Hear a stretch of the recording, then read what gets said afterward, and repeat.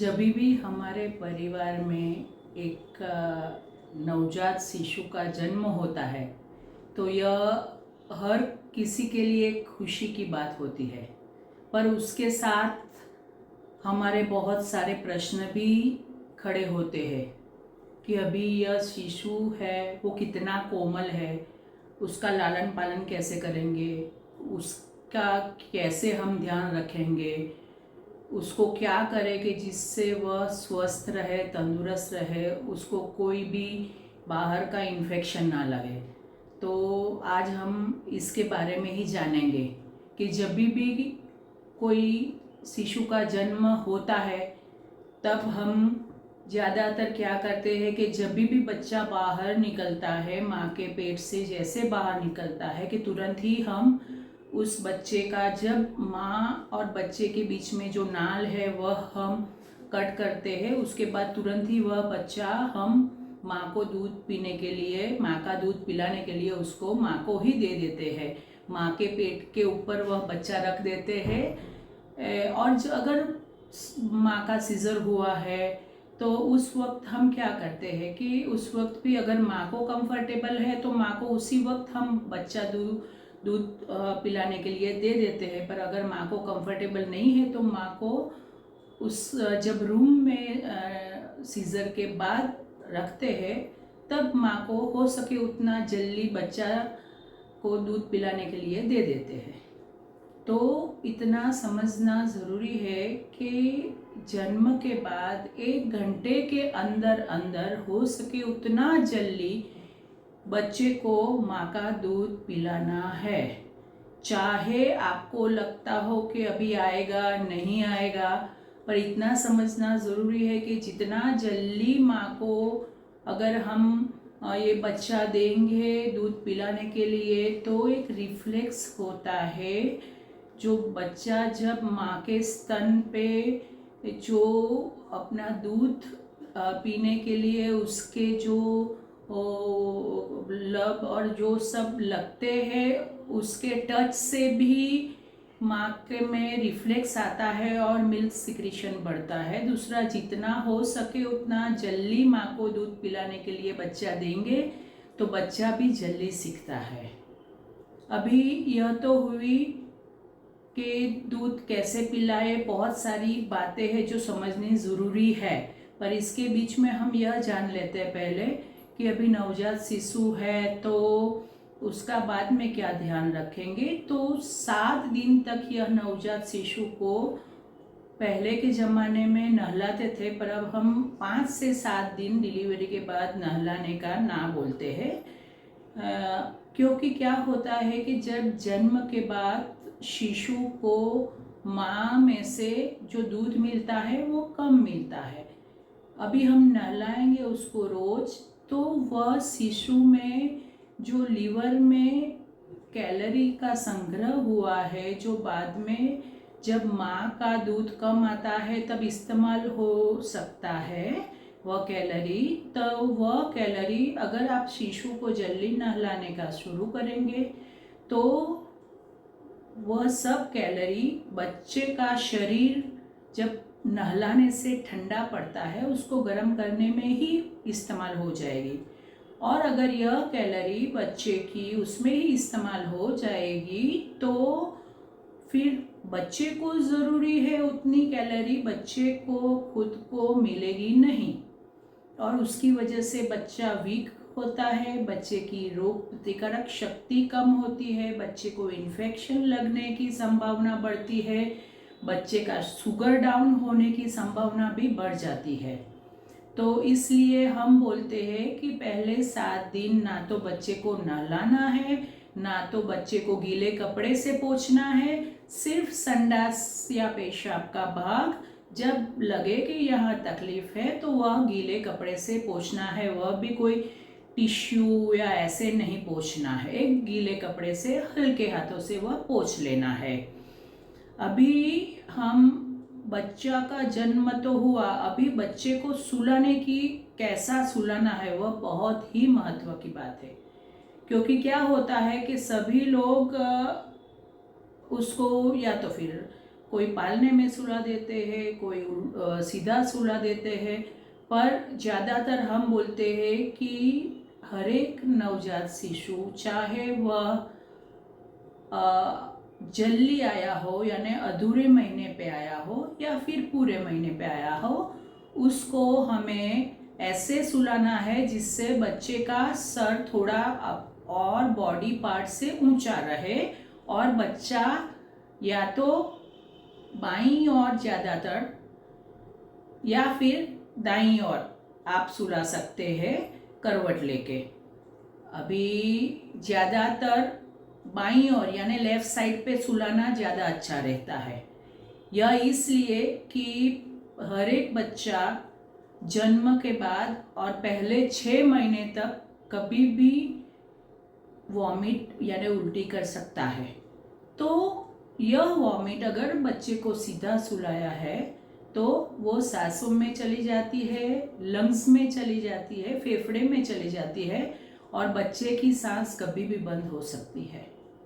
इसलिए ज़रूरी है कि आप एक छोटा सा तकिया बना लो एक नैपकिन में से और उसको बच्चे के सर के नीचे यहाँ रख लो, जिससे बच्चे का सर थोड़ा ऐसा ऊंचा रहे। उसके बाद बच्चे को लेफ्ट साइड पे टर्न कीजिए और बड़ा टॉवेल हो, वो बड़े टॉवेल से हम बचपन में भी छोटे वो सो गोल करके उसका एक तकिया बनाते हैं, वैसा तकिया बना के उसके पीछे रख लेना है, जिससे बच्चा लेफ्ट साइड पे ही सोया रहे और सीधा ना सोए। ऐसा करने से अगर बच्चे ने वॉमिट भी की तो बाहर आ जाएगी, उसके लंग्स में नहीं जाएगी, उसको ब्रीदिंग में कोई तकलीफ नहीं आएगी। तो यह रही बच्चे की पोजीशन की बात। बहुत लोगों को डर लगता है कि अरे बाबा इधर सुलाएंगे तो ये यहाँ दब जाएगा, ऐसा कुछ नहीं होता। और सबसे आइडियल पोजीशन, अगर बच्चा पूरे महीने पे आया है तो हम तो बोलते हैं कि वह बच्चे को फ्लैट सरफेस पे यानी अपने बेड पे, पलंग पे उल्टा ही सुला दो, पेट के बल बराबर, और मुंह एक साइड पे रख लीजिए। बाद में बच्चा अपना मुंह घुमाता रहता है, सर घुमाता रहता है, उसमें चिंता करने की बात नहीं। इसमें डरने की भी बात नहीं कि हमने पेट के बल सुलाया है ऐसा उल्टा तो उसका नाक दबेगा, कभी नहीं दबेगा। बच्चा इतना होशियार होता है कि जरा भी नाक दबने लगे तो वो साइड पे कर लेगा। ऐसे करने से भी फायदा क्या है कि बच्चे को उल्टी होगी तो बाहर आ जाएगी, अंदर नहीं जाएगी। और दूसरा फायदा यह पोजीशन में क्या है कि यह बच्चे, नए जन्मे हुए बच्चे को गैस बहुत होता है, तो अगर हम पेट के बल ही सुलाते हैं उनको तो सभी गैस पूरा निकल जाएगा। पर इतना ध्यान रखना है कि पालने में जो सिर्फ कपड़े से बनाया हुआ पालना होता है उसमें ऐसा उल्टा हम नहीं सुला सकते। वह पालना जिसकी सरफेस फ्लैट है, फर्म है, उस पर हम पेट के बल बच्चे को सुला सकते हैं। तो यह बहुत ज़रूरी है कि बच्चे के लिए अगर आप पालना लाते हो तो उसका सरफेस जो है वो फ्लैट हो, ना कि वो कपड़े का ऐसा कर्व वाला और ढीला हो। ये बहुत ज़रूरी है। अभी जब भी हम बच्चे को दूध पिलाएंगे तो दूध पिलाने के बाद हर वक्त बच्चे को कंधे पे रख के उसको हाथों से टपकारना है अच्छी तरह, और उसके बाद वो अपना बर्पिंग करे, अपना गैस जो है वो मुंह से निकाल दे, उसके बाद ही उसको सुलाना है। चाहे आधी रात भी क्यों ना हो, आधी रात को भी बच्चे को फीडिंग देते हैं तो यह करना ज़रूरी है। अगर यह नहीं करेंगे तो क्या होगा कि बच्चे को वॉमिट नींद में बहुत सारी होगी और वह कभी कभी सांस में जाके बच्चे को नुकसान कर सकती है। अभी बहुत लोग थपथपाने में भी बच्चे को डरते हैं, तो 2-3 चीज़ उसमें भी ध्यान रखना है कि बच्चे को हमें ऐसे अपने हाथ से बराबर अपनी छाती के पास लेना है। दूसरा, बच्चे का जो सर है वो अपने सर से फिक्स करना है। तीसरी चीज़, बहुत लोग बच्चे का यह पीठ है उसके पीछे थपथपाते हैं। पीठ के पीछे नहीं थपथपाना है, क्योंकि यह पीठ के आगे लंग्स है, उसके गैस की हमें चिंता नहीं है, वो तो होना ही चाहिए। पर जो पेट में गैस भरा है, यह पेट में भरा होता है, तो वह पेट में जो गैस भरा है उसके पीछे हमें यहाँ थोड़ा नीचे के भाग में जोर से अच्छी तरह थपथपाना है, जिससे वहाँ जो पेट पे थोड़ा प्रेशर आता है और वहाँ जो गैस इकट्ठा हुआ है वो निकल जाएगा। अब गैस क्यों होता है, तो इतना समझिए कि बच्चा जब भी दूध पीता है तो जब निप्पल उसके मुंह में जाता है, माँ का ब्रेस्ट जाता है, स्तन जाता है, तो यहाँ दो साइड पे थोड़ी सी जगह रह जाती है। अभी बच्चा कैसे खींचेगा, ऐसा करके दूध खींचेगा, तो उसकी वजह से वो दूध के साथ साथ दो साइड से जो बाहर जो हवा है ना वो भी उसके साथ उसके पेट में जाएगी। तो वह हवा निकालनी बहुत ज़रूरी है, वरना बच्चे को गैस हो सकता है। बच्चा गैस होने की वजह से पूरी रात रो सकता है, उल्टी ज़्यादा बच्चा करेगा, या फिर बच्चा टट्टी भी ज़्यादा करेगा। बहुत लोग बोलते हैं बच्चा तो दिन में 8-10 बार थोड़ा संडास करता रहता है, मैडम उसको डायरिया होगा। नहीं, डायरिया नहीं। जब भी पेट में जो गैस हुआ वह नीचे जाएगा, और जब भी वह गैस नीचे से पास होगा तो बच्चे का स्टूल लिक्विड होता है, इसलिए जब भी स्टूल गैस पास करेगा तो थोड़ा थोड़ा संडास कर देगा। तो यह गैस होने की वजह से बहुत सारे बच्चे को प्रॉब्लम हो सकते हैं। दूसरा कि बच्चे को ज़्यादा गैस है और अपर एब्डोमेन में ऊपर के भाग में ही है, तो क्या होगा कि बच्चा थोड़ा दूध पिएगा, फिर उसका पेट टाइट हो जाएगा, इसलिए पूरा पेट भर के दूध नहीं पी सकता है। टाइट पेट हो जाएगा इसलिए थोड़ा पी के सो जाएगा, और फिर सो गया, फिर थोड़ा ही खाया था इसलिए तुरंत फिर से भूख लगेगी, इसलिए बार बार बच्चा उठेगा। तो इसलिए बच्चे की भी नींद पूरी नहीं होगी, माँ की भी नींद पूरी नहीं होगी। इसलिए ये बात बहुत ज़रूरी है कि बच्चे को बराबर बर्पिंग कराइए, चाहे रात को दूध पिलाते हो या दिन को दूध पिलाते हो। उसके बाद अब हम समझेंगे थोड़ा बच्चे के जन्म के बाद माँ के पेट में अगर बच्चा होता है तो कैसी पोजीशन थी उसकी। ऐसा एकदम टाइट था, पैर और हाथ और सब इतनी छोटी जगह में बच्चा था। तो बाहर आने के बाद भी हम बोलते हैं बच्चे को अच्छी तरह लपेट के रखिए, जिससे बच्चा अच्छी तरह सो सकता है। उसको लगता है, महसूस होता है कि अभी वो वैसी ही पोजीशन में, एकदम से उसको खुला छोड़ना नहीं है। और माँ के पेट में था तो सब अंधेरा ही अंधेरा था। अभी बाहर आया तो बाहर आया तब क्या होगा कि रात में जब बच्चा माँ के पेट में था तो माँ सो जाती थी, तब बच्चा जगता था, मूवमेंट होती है। पर दिन में जब माँ की मूवमेंट होती है, माँ चलती है, भागती है, दौड़ती है, तो बच्चे को अच्छा लगता है जैसे कोई झूला झूलाता है, तो दिन में बच्चा सोता है माँ के पेट में हो तब। अभी बाहर आने के बाद यह उसकी आदत जाने में किसी किसी बच्चे को 3 महीने तक लग सकते हैं। तो क्या होता है, उसके दौरान बच्चा रात को जगेगा, दिन को सोएगा। इसलिए बच्चे के लिए ज़रूरी है कि जो हम जैसे जागते हैं सोते हैं उसके साथ उसका भी सोने का पैटर्न मैच हो जाए, तो माँ को और परिवार को आराम मिल सकता है। तो उसमें क्या करना है कि रोज़ सुबह को आपको जब सूरज निकलता है तो बच्चे को वह सूरज निकलता है तब ले जाना है बाहर, थोड़ी देर धूप में बैठना है 5 मिनट। उसके बाद उसका कपड़ा खोलना है, और कपड़ा खोलने के बाद उस बच्चे के सभी कपड़े निकाल देने हैं, और बच्चे की चमड़ी पे, पूरी स्किन पे सूर्य प्रकाश लगे वैसा करना है। आगे 15 मिनट और उल्टा करके पीछे के भाग में 15 मिनट, ऐसे सूर्य की गर्मी धूप लगनी चाहिए। पर वह भी ध्यान क्या रखना है कि सुबह को 11 बजे तक ही वह धूप लगानी है, उसके बाद एकदम ज़्यादा कड़क धूप हो उसमें ये बच्चे को बिठाना नहीं है। धूप में बिठाने से 2-3 फायदे हैं। एक तो बच्चे का बॉडी टेम्परेचर ऊपर जाएगा, बच्चे को फ़ायदा रहेगा, बच्चे का वेट गेन अच्छा रहेगा। दूसरा, धूप में जो लाइट है उसकी वजह से जो नवजात शिशु को पीलिया होता है वह होने की संभावना भी कम हो जाती है। और तीसरी बात कि बच्चे को दिन और रात का फर्क महसूस होने लगता है, इसलिए बच्चा जल्दी से रात को सोने का प्रयत्न करेगा। वह हमारे स्लीपिंग साइकिल से उसका स्लीपिंग साइकिल जल्दी मैच होने लगेगा, सर्काडियन रिदम उसका जल्दी अच्छा हो जाएगा।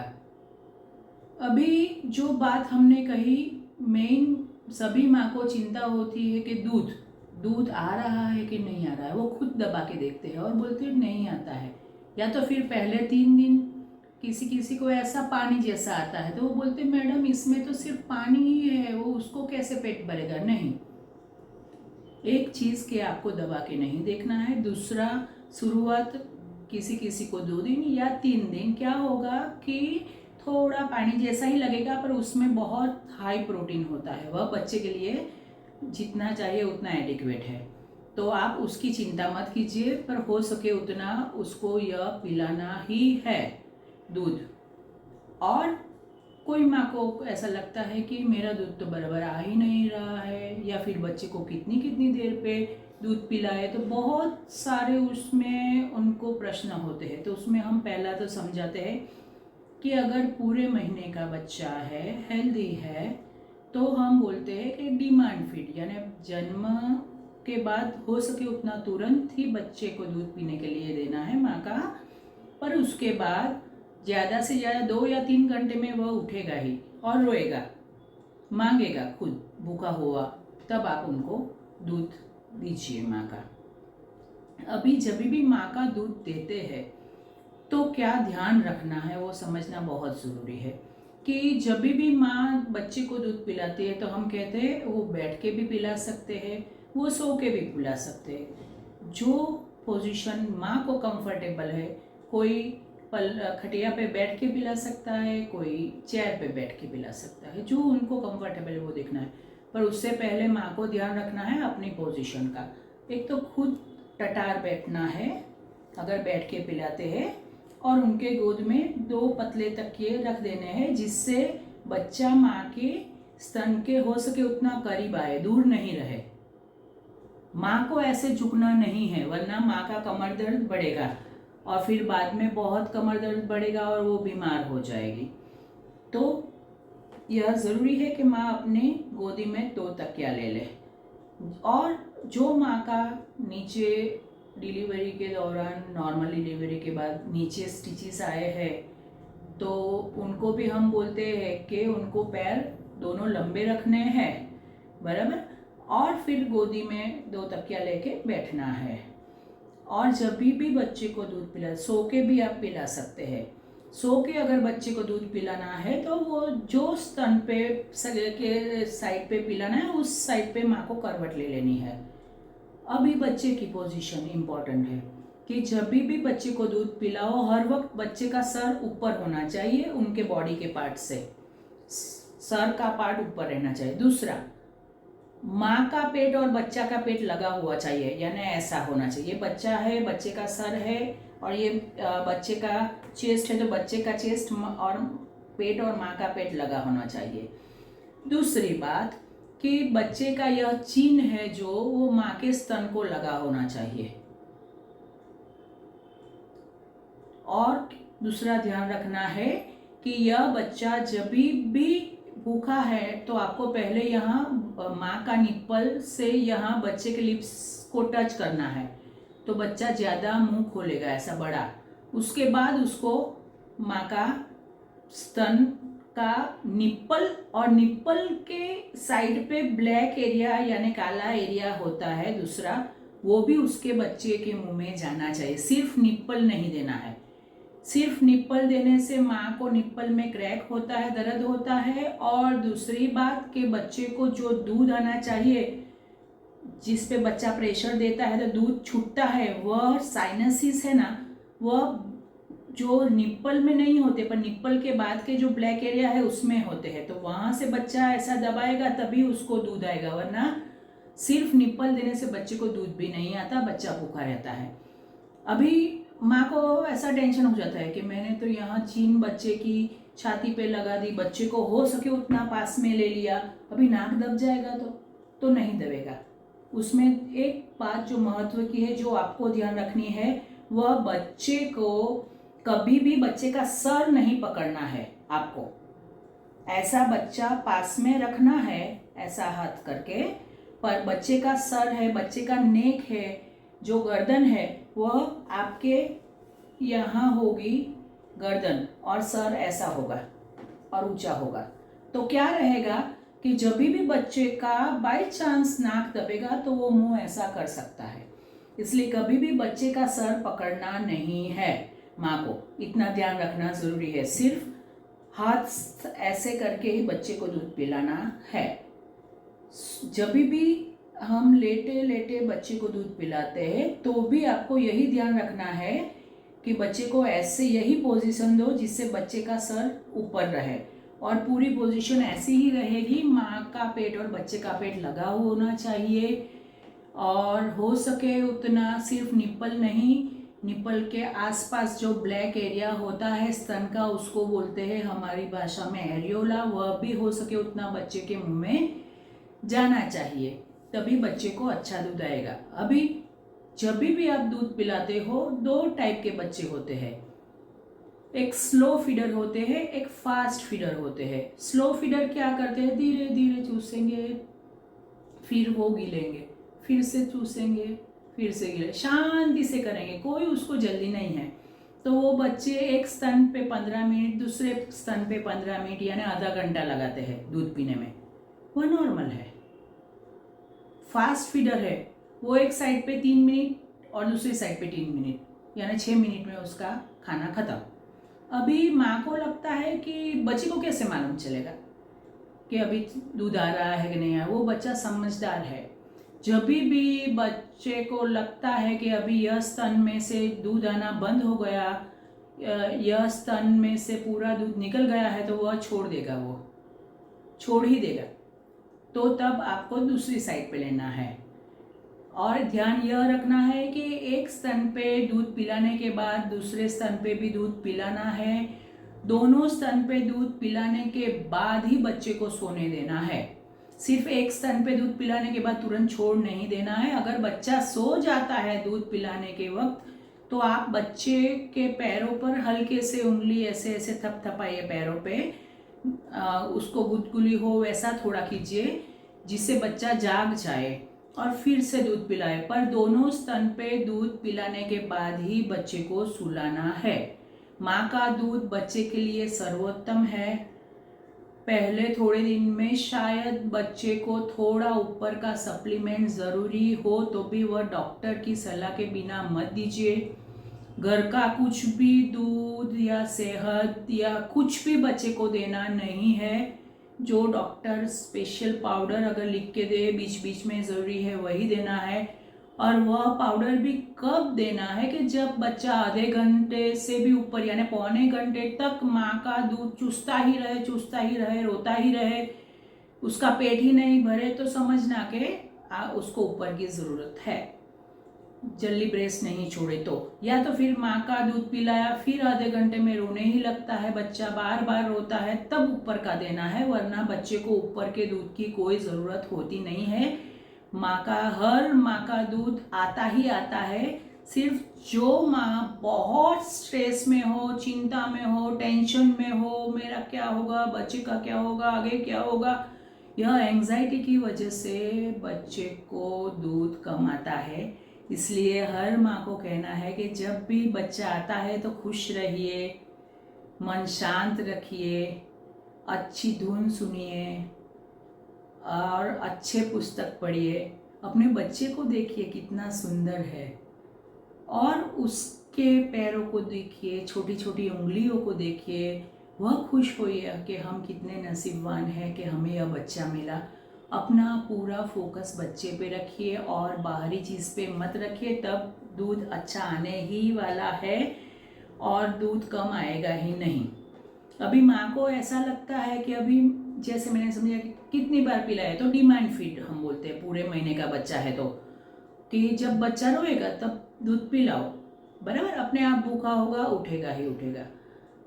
अभी कोई बच्चा वजन बहुत कम है, या फिर अधूरे महीने पे आया है, या फिर ओवरवेट है, तो वह बच्चे में थोड़ा डॉक्टर आपको समझा ही देंगे कि उसको ज़रा जल्दी देना पड़ेगा, क्योंकि वह बच्चे की रिक्वायरमेंट ज़्यादा है। तो वह बच्चे में शायद डॉक्टर बोलेंगे हर 2 घंटे पे बच्चे को उठाओ और अपना दूध पिलाओ, वरना नॉर्मल हेल्दी बच्चा है उसको डिमांड फीड ही देना है। अभी बच्चा को दूध बराबर आ रहा है कि नहीं, वह अगर शंका है तो आपको इतना ही समझना है कि अगर दूध पीने के बाद बच्चा कम से कम 2 घंटे सो जाएगा शांति से, अगर आपका बच्चा 2 घंटा शांति से सो जाता है तो उसका मतलब कि उसको दूध बराबर, माँ को दूध बराबर आ रहा है, आपको चिंता करने की कोई बात नहीं। पहले 6 दिन 7 दिन तक ऐसा होता है माँ और बच्चे का एडजस्टमेंट हो रहा है, पर 7 दिन के बाद बच्चा कितनी बार पेशाब करता है, पहले दिन से ही गिनना है पेशाब कितनी बार करता है, पर 7 दिन के बाद हम बोलते हैं दिन और रात यानी 24 घंटे में अगर बच्चे ने बराबर पेशाब किया, डाइल्यूटेड यानी एकदम पीला ना हो वैसा डाइल्यूटेड पेशाब दिन और रात मिलके 6 बार किया, तो समझ लीजिए कि माँ का दूध बराबर है। कम से कम 6 बार पेशाब होना चाहिए बच्चे को। तो कितनी बार बच्चा पेशाब करता है वह गिनना ज़रूरी है। कभी कभी संडास के साथ भी पेशाब कर देता है, तो ज़रा आप उसको ध्यान में रखिए, तो उसका मतलब माँ का दूध बराबर आ रहा है। अभी बच्चा कोई भी चीज़ हो रोएगा, आवाज़ आएगी डर जाएगा रोएगा, पेट में दर्द हुआ गैस की वजह से रोएगा, भूखा हुआ रोएगा, कोई स्पर्श उसको ठीक नहीं लगा रोएगा। अभी करेगी तो कैसे समझे कि ये भूखा है कि नहीं है? तो हम बोलते हैं उसके हाथ छोड़ दीजिए।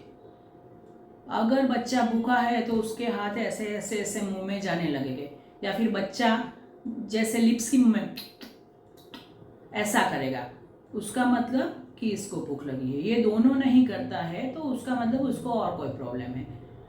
अगर आपको फिर भी कंफर्म करना है तो बच्चे के लिप्स पे ऐसा आप उंगली से टच कीजिए। तो अगर बच्चा अपने लिप्स ऐसे ही रखते हैं तो उसका मतलब उसको भूख नहीं है, पर अगर आपकी उंगली ऐसे टच की और उसने बच्चे ने मुंह खोल दिया बड़ा ऐसा, तो समझो कि उसको भूख है। तो बच्चा भूख की वजह से रो रहा है या कोई और कारण है उसकी वजह से रो रहा है, ये हमें ऐसे में मालूम चलता है। जो माँ बच्चे को ब्रेस्ट फीडिंग कराती है उसमें स्टडी है कि वह बच्चे में रोग प्रतिकारक शक्ति बढ़ती है, फ्यूचर में भी भविष्य में भी उसको सर्दी और पेट की तकलीफ़ें वह बच्चे को कम होती है, और माँ का जो दूध है वो बच्चे के लिए जो सब ज़रूरी है वह तत्व उसमें सभी होते हैं, उसमें एंटीबॉडीज़ भी होती है। इसलिए न्यूबॉर्न बच्चे को जो सिर्फ माँ के दूध पे है उसको कभी भी डायरिया या दस्त की बीमारी नहीं होती है। तो यह बहुत ही ज़रूरी है। दूसरा, जो माँ बराबर अपने बच्चे को ब्रेस्ट फीडिंग कराती है, अपना स्तनपान कराती है, वह माँ को भविष्य में स्तन का कैंसर, जो हमारे स्त्रियों में कैंसर सबसे कॉमनेस्ट कैंसर जो बोलते हैं वह स्तन का कैंसर है, वह स्तन का कैंसर भी जो माँ बच्चे को दूध पिलाती है उसको नहीं होता है। तो यह हमारे माताओं के लिए भी फायदा कारक है और बच्चे के लिए भी फायदा कारक है। अभी कब तक पिलाएंगे दूध, बहुत माँ का सवाल होता है। तो हम बोलते हैं पहले 6 महीने तो सिर्फ और सिर्फ माँ का दूध ही बच्चे को पिलाना है, ऊपर का कुछ भी बच्चे को देना नहीं है, पानी भी नहीं देना है। माँ के दूध में सब कुछ भगवान ने डाला होता है, इसको बोलते हैं हम एक्सक्लूसिव ब्रेस्ट फीडिंग। पहले 6 महीने तक बच्चे को विकास के लिए जो जो ज़रूरी है वह माँ के दूध में से ही मिलता है। उसके बाद अपने डॉक्टर की सलाह लेके धीरे धीरे धीरे ऊपर का खाना ऐड कीजिए, पर वह भी अपनी इच्छा से नहीं, डॉक्टर की सलाह लेना उस बातों में भी ज़रूरी है। हाँ, इसके अलावा अगर कोई पीडियाट्रिशियन डॉक्टर ने बच्चे को कोई ड्रॉप्स लिख के दिया है, या तो फिर गैस के लिए या तो फिर कैल्शियम और विटामिन D3 का, तो वह आप दे सकते हैं। उसके अलावा बच्चे को ऊपर का कोई काढ़ा या जन्म गुट्टी या शहद या कुछ भी नहीं देना है पहले 6 महीने। यह बहुत ही ज़रूरी है।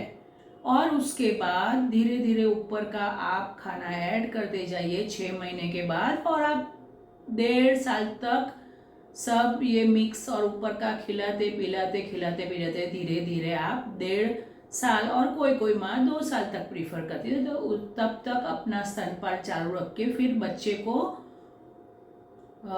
2 साल के बाद तो सभी ऊपर का ही खाना देना है। माँ के जो दूध है उसमें बाद में कोई ऐसी न्यूट्रिशन या इतना नहीं होता कि बच्चे को सब कुछ उसके ग्रोथ के लिए जो ज़रूरी है वो बच्चे को मिल सके। इसलिए हर माँ को समझना ज़रूरी है कि 1.5 साल के बाद तो बच्चा बहुत समझदार हो जाता है, फिर माँ का दूध छोड़ने में भी तकलीफ करता है, तो तब तक धीरे धीरे आप उसको छोड़ा दीजिए। और जो सब हम खाते हैं वह धीरे धीरे सब वह खाने लगे, वह आप कोशिश कीजिए। तो आपको इसमें समझ में आ गया होगा कि स्तनपान कब कराना है, कितनी बार कराना है, कितने साल तक कराना है। अभी हमें दूसरा जो महत्व का मुद्दा है वह है बच्चे को नहलाने का। तो जैसे मैंने आगे बताया कि बच्चे का जन्म होता है, उसके 7 दिन तक तो हम बच्चे को नहलाने का ना ही बोलते हैं, पर जो बच्चा अधूरे महीने पे आया है या जो बच्चे का वजन 2.5 किलो से कम है, वह बच्चे में भी हम कहते हैं कि वह बच्चे का जब तक वजन 2.5 किलो ना हो जाए तब तक उसको रेगुलर बाथ यानी कि नहलाना नहीं है। जितना ज़्यादा बच्चे को नहलाएंगे बच्चे का वजन नहीं बढ़ेगा और बच्चा ज़्यादा बीमार होगा। बच्चा कोई हमारे जैसे बाहर घूमने नहीं जाएगा ना, इसलिए वह गंदा नहीं होगा, इसलिए आप चिंता मत कीजिए। ज़्यादा नहलाने से बच्चे को फ़ायदा नहीं होता, ज़्यादा नहलाने से बच्चे को नुकसान ही होता है। और दूसरा ध्यान रखना है कि जब सर्दी का मौसम है, ज़्यादा ठंड है, तब हम बोलते हैं कि तभी भी बच्चे को रोज़ मत नहलाइए, हफ्ते में सिर्फ 2 ही बार नहलाइए, चाहे वह पूरा महीने का बच्चा ही क्यों ना हो। अभी बच्चे को नहलाने के वक्त क्या क्या ध्यान रखना है, तो जब भी बच्चे को नहलाएंगे तो बच्चे का सर ऊपर रखना है उसके बॉडी पार्ट से और नहलाना है, जिससे पानी बच्चे के मुंह में चला ना जाए। सर नीचे रख के बच्चे का बॉडी पार्ट ऊपर रख के नहलाने का नहीं है। दूसरा, बच्चे का सर हफ्ते में सिर्फ 1 बार ही सर पे पानी डालना है। रोज बच्चे के सर पे पानी डालना नहीं है या सर धोना नहीं है। जब भी बच्चे को नहलाएंगे तो नहलाने की शुरुआत में पहले तो जो पानी हमने तैयार किया है बच्चे को नहाने के लिए, वह पहले अपने पैर पे डाल के देखिए कितना गर्म है, कितना ठंडा है, बहुत उबला या बहुत गर्म नहीं है जो बच्चे को बर्न कर सकता है। हाँ, यह सब कंफर्म करने के बाद ही आप वह बच्चे को नहलाने का शुरू कीजिए। अभी बच्चे को नहलाने के बाद क्या करना है, बच्चे को नहलाने के बाद बच्चे का तेल मालिश करना है और तेल मालिश अच्छी तरह करके फिर बच्चे को सनलाइट में यानी सूर्य प्रकाश में बिठाना है। बहुत लोग क्या करते हैं, पहले बच्चे को तेल मालिश करते हैं और फिर नहला लेते हैं।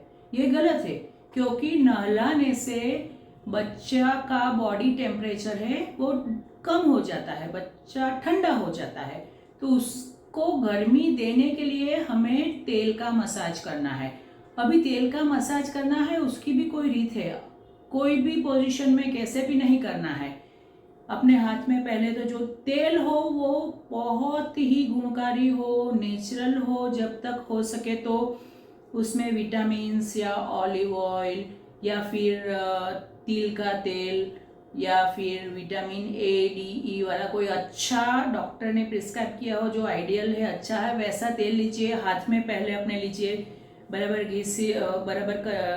घिसिए, फिर बच्चे को शुरुआत पैर से करनी है। पैर के नीचे के हिस्से से ऊपरी हिस्से में ऐसे धीरे धीरे फर्म प्रेशर से आना है, यानी नीचे के हिस्से से हार्ट की ओर जाना है मसाज में। वैसे ही बाद में हाथ में मसाज करना है, वह भी हाथ से हार्ट तक आना है।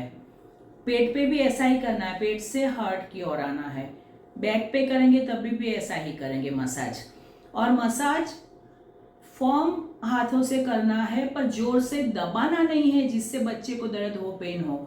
अगर मसाज करने के वक्त बच्चा रोएगा, बच्चा एंजॉय नहीं करेगा, तो समझ लेना कि ये मसाज जो आप कर रहे हैं वो गलत तरीके से कर रहे हैं। तो ज़रा ध्यान रखिए कि आप उसको ज़्यादा प्रेशर दे रहे हैं, बच्चे को पेन हो रहा है। बराबर, बच्चे के मुंह पे मसाज करना ज़रूरी नहीं है, पर बाकी के अवयव में कर लीजिए।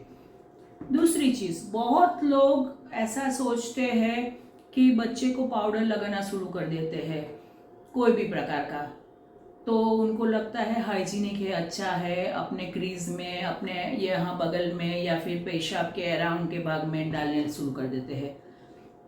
तो हम कहते हैं पहले 1.5 से 2 महीने तक बच्चे को कोई भी प्रकार का बाहर का पाउडर नहीं लगाना है। ऐसा करने से बच्चे को फ्यूचर में स्किन डिसीज होने की संभावना बढ़ जाती है। दूसरा, बच्चे की आंखों में काजल नहीं लगाना है। बच्चे की आंखों में काजल लगाने से यहाँ आंख में से नाक में जाने वाली छोटी नली होती है, जिसको हमारी भाषा में नेज़ोलैक्राइमल डक्ट कहते हैं, वह ब्लॉक हो जाती है और उसकी वजह से छोटी उम्र में झामर के पानी, जिसको बोलते हैं ग्लोकोमा, वो होता है और बच्चे को अंधापा भी आ सकता है। इसलिए आंखों में काजल नहीं लगानी है। अगर नानी को, दादी को टेंशन होता है नजर लग जाएगी, ऐसा कुछ होता नहीं। फिर भी अगर ऐसा चिंता है तो यहाँ कपाल पे, हाथ में, कहीं भी गालों पे, कहीं भी काला टीला करना है करो, आंखों में काजल लगानी नहीं है। दूसरी बात, नहलाने वाली कभी कभी बच्चे को नाक में, कान में तेल गरम करके उसके ड्रॉप्स रखे जाए, वो भी नहीं करना है। उसकी वजह से बच्चे को कान में भी इन्फेक्शन हो सकता है, नाक में से वो ऑयल लंग्स में जाके उसको न्यूमोनिया भी हो सकता है। और नहलाने वाले कभी कभी बच्चे का ब्रेस्ट है ना, थोड़ा बड़ा सूजा हुआ लगता है ना, तो वह दबा के निकालने की कोशिश करती है कि नहीं नहीं ये तो निकाल देना, नहीं तो बच्चे को नुकसान होता है। वह भी छूना नहीं है।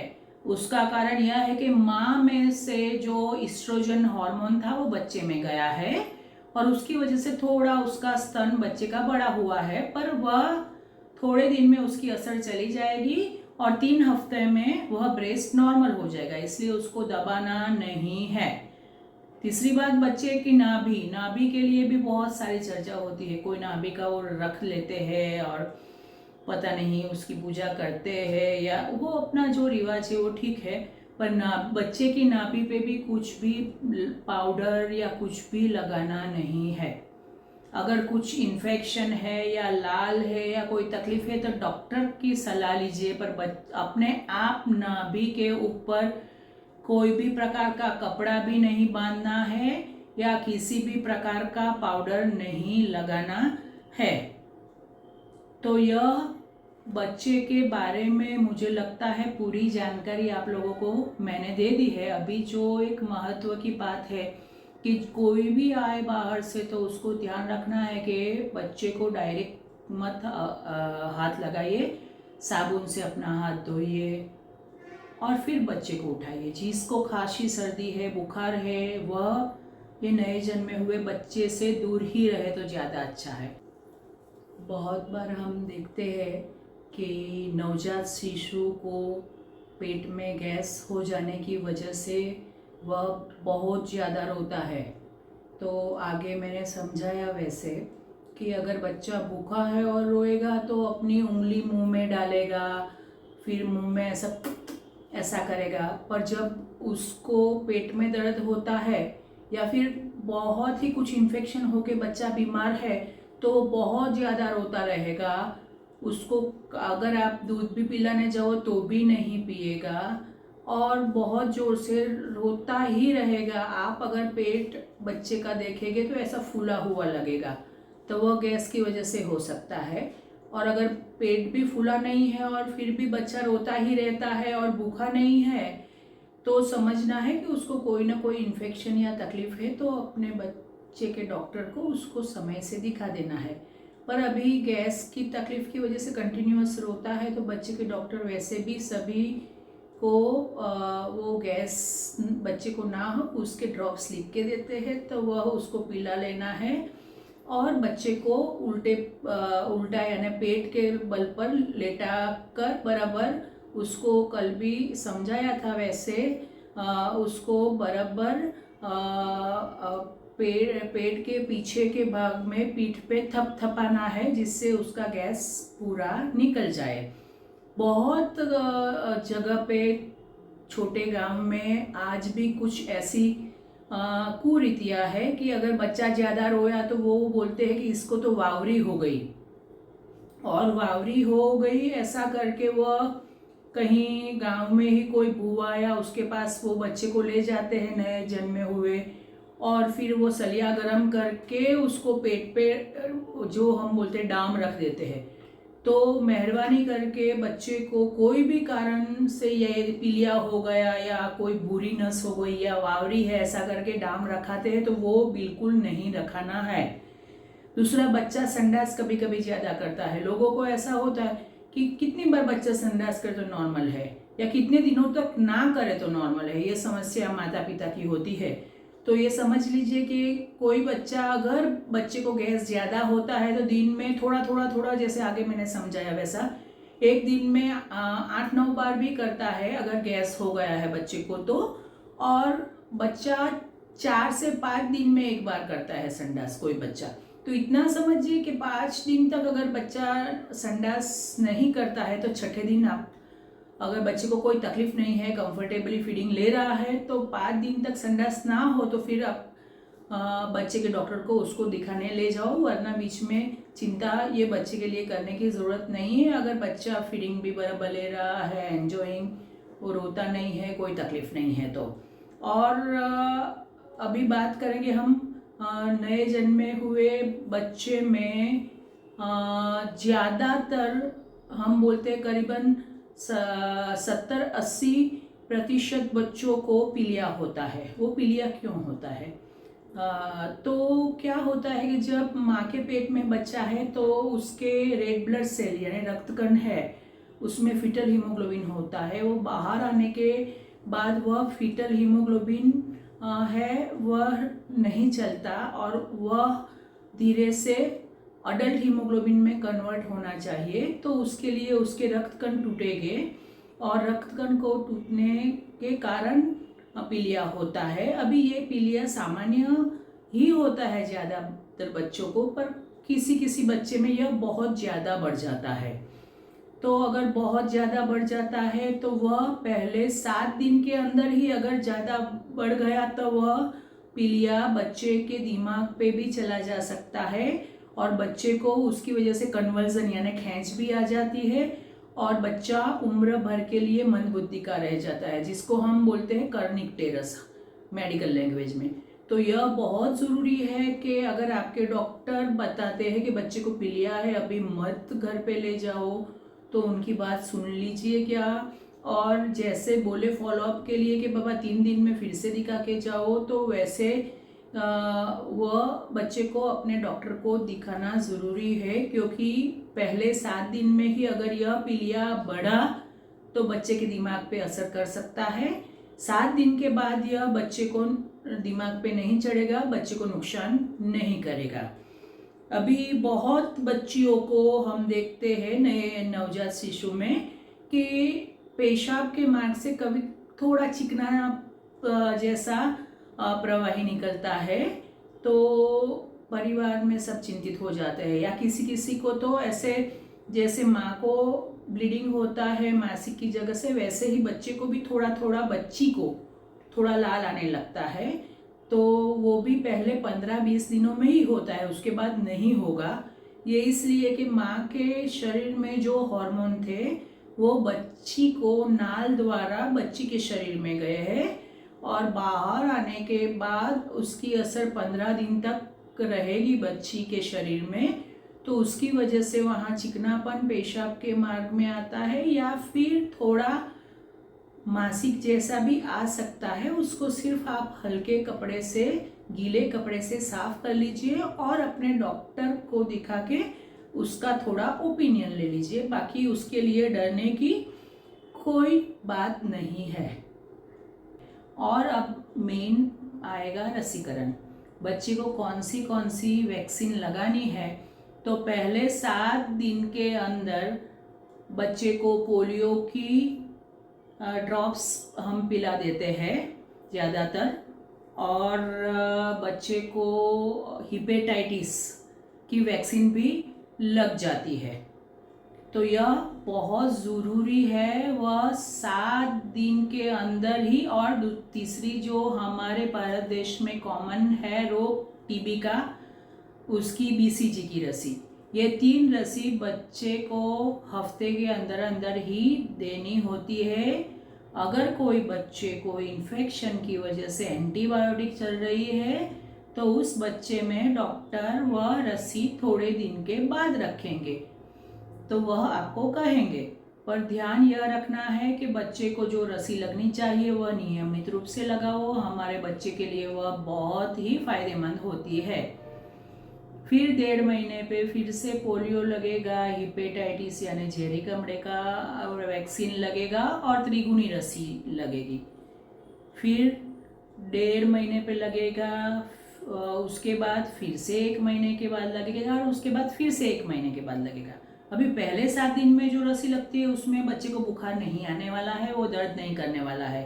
पर जब त्रिगुनी रसी यानी ट्रिपल रसी बोलते हैं, उसकी वजह से बच्चे को वहाँ हल्की सी सूजन भी आ सकती है, बुखार भी आ सकता है। इसलिए हम कहते हैं कि जब भी बच्चे को त्रिगुनी रसी लगाते हैं, ट्रिपल की रसी लगाते हैं, तो वहाँ हल्के हाथों से बर्फ़ खींचे। और जब भी त्रिगुनी रसी लगती है तब भी ही उसको बुखार के लिए जो दवाई देनी है वो पिला ही देना है, जिससे बच्चे का रोए नहीं, बुखार नहीं आए। यह 2 दिन के लिए हम देते हैं। बच्चे को बुखार ना आए और दर्द नहीं है, उसके पैरासीटामोल के सिंपल ड्रॉप्स, वो आप खुद मत देना, आप अपने डॉक्टर की सलाह के बाद ही वह त्रिगुनी रसी के बाद आपको वह देना है। अभी बीसीजी की रसी के लिए जो ध्यान रखना है, जो पहले 7 दिनों में बच्चे को लगी थी, वह बीसीजी की रसी 6 महीने तक पक जाती है।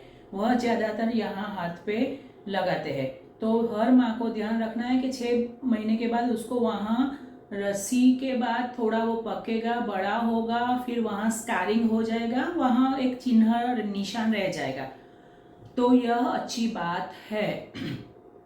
पर अगर वह पकता नहीं है, वहाँ निशान नहीं रहा है, तो आप 6 महीने के बाद और 8 महीने तक भी आप वेट कर सकते हो। और 8 महीने के बाद भी वहाँ निशान नहीं आया तो आप अपने पीडियाट्रिशियन डॉक्टर को मिलके बताइए। ज़रूरत पड़ने पे वह दूसरी बार भी बीसीजी की रसी लगानी पड़ती है अगर बच्चे को उसका रिस्पॉन्स नहीं आया है तो यह सब जानकारी आशा करती हूँ कि आप सभी को बहुत ही काम आएगी। बस अपने बच्चे को प्यार से पालिए, शांति से पालिए, खुशी से पालिए। चाहे बेटा हो बेटी हो, दोनों ही भगवान का वरदान है, भगवान का प्रसाद है। उसको अच्छी तरह बड़े कीजिए और अपने देश के अच्छे नागरिक बनाइए। नमस्कार।